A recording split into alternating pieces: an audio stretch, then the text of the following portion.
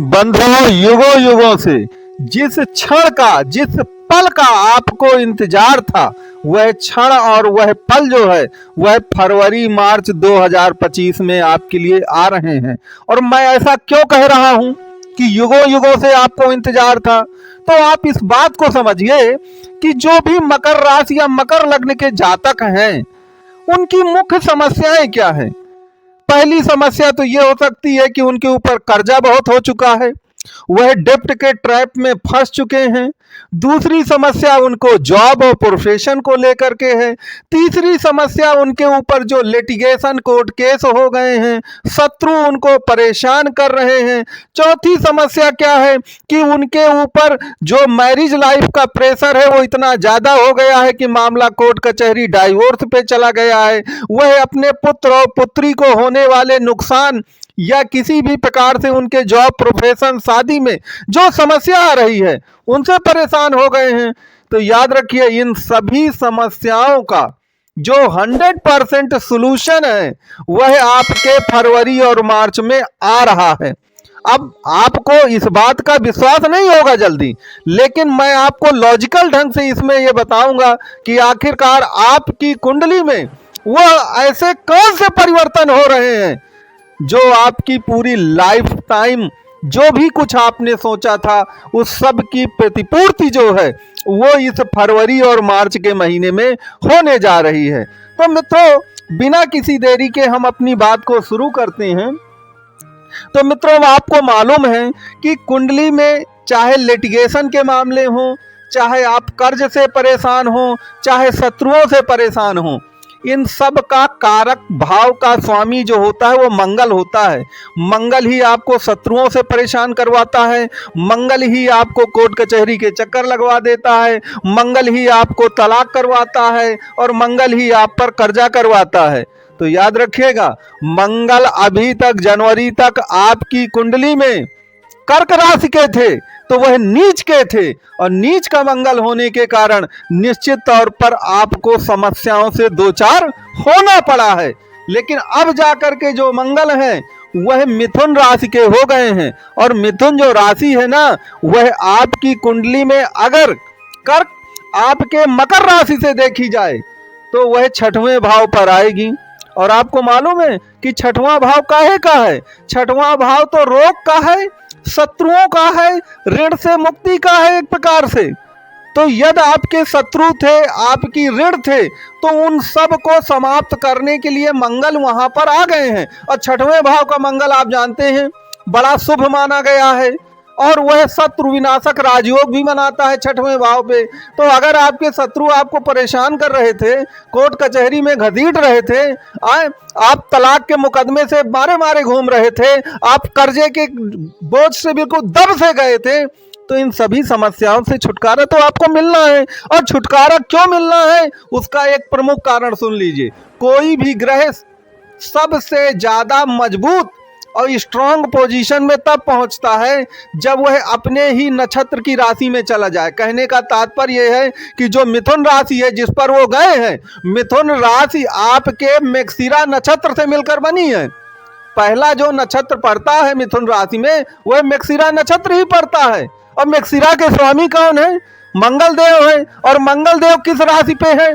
वो मिथुन राशि पर, छठवें भाव पे। तो याद रखिए कि मंगल देव उस राशि पे आ गए हैं जो उन्हीं के नक्षत्र से मिलकर बनी है। तो मंगल देव की ताकत इतनी ज्यादा बढ़ गई है, वैसे भी कुंडली में मंगल को बाहुबली कहा गया है।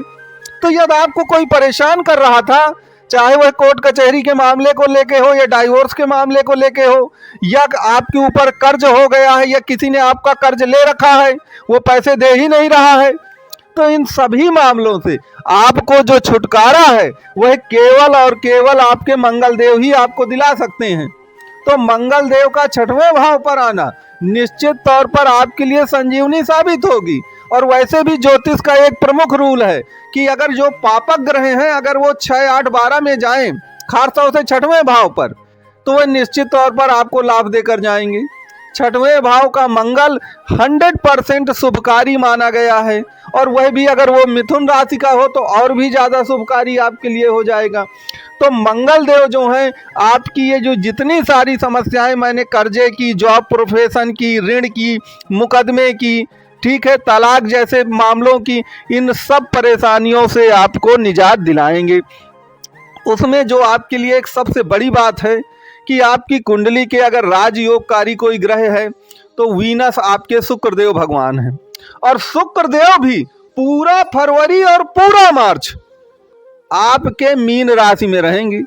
अब मीन राशि शुक्र की उच्च राशि है, तो ज्योतिष का इतना रूल तो आप जानते ही है ना कि कोई भी ग्रह अगर वो राजयोगकारी है और अपनी उच्च राशि में पहुंच जाता है गोचर में, तो याद रखिए जितने महीने शुक्रदेव इस राशि में रहेंगे वह आपके जीवन का गोल्डन टाइम सिद्ध होने वाला है। ये बात लिख करके ले लीजिए। तो फरवरी और मार्च जो है आपके शुक्रदेव भगवान जो हैं आपके मीन राशि में ही रहेंगे, और किसके साथ रहेंगे? वो रहेंगे आपके राहु देव के साथ। तो अब राहु देव को तो आप जानते ही हैं कि वह तो अत्यंत भौतिकवादी हैं, और उसके साथ शुक्र का आ जाना वो भौतिकतावाद को और भी ज्यादा बढ़ाते हैं।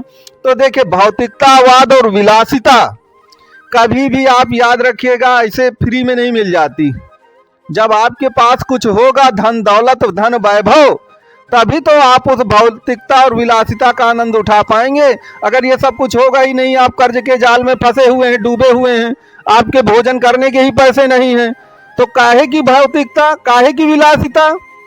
और तो याद रखिएगा कि शुक्र का राहु के साथ उच्च का जाकर के बैठने से निश्चित तौर पर याद रखिएगा कि ये दोनों महीने आपके लिए स्वर्णिम समय लेकर के आए हैं। तो जो शुक्र और मंगल का परिवर्तन है, याद रखिए आपके जितने भी दुख हैं वो सारे दुखों से आपको निजात दिलाएंगे। आप केवल अपनी जो आपका होरोस्कोप है, मूल जन्म कुंडली है, उसमें केवल इतना देखिएगा कि जो बातें मैंने आपको मंगल और शुक्र के बारे में बताई हैं, अब कहीं ऐसा ना हो कि मंगल आपकी कुंडली में नीच का हो या शुक्र आपकी कुंडली में नीच का हो।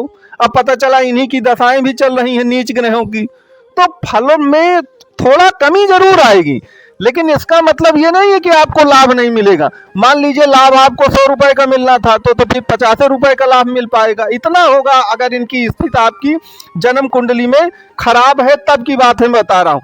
अन्यथा फरवरी और मार्च जो है आपके लिए यादगार महीना साबित होने वाला है, ये बात आप लिख लीजिए। तो मित्रों, आपको ये पूरा वीडियो कैसा लगा ये जरूर बताइएगा, और आपसे एक निवेदन जरूर है कि जो भी अगर आपको वीडियो अच्छा लगा, बुरा लगा, आप कमेंट करके ज़रूर बताइएगा, और वीडियो को आप लाइक, शेयर और सब्सक्राइब आप ज़रूर करिएगा। कुंडली से संबंधित आपका कोई भी प्रश्न हो तो नंबर आपको दिया गया है, दिए गए नंबर पे आप कांटेक्ट ज़रूर करें।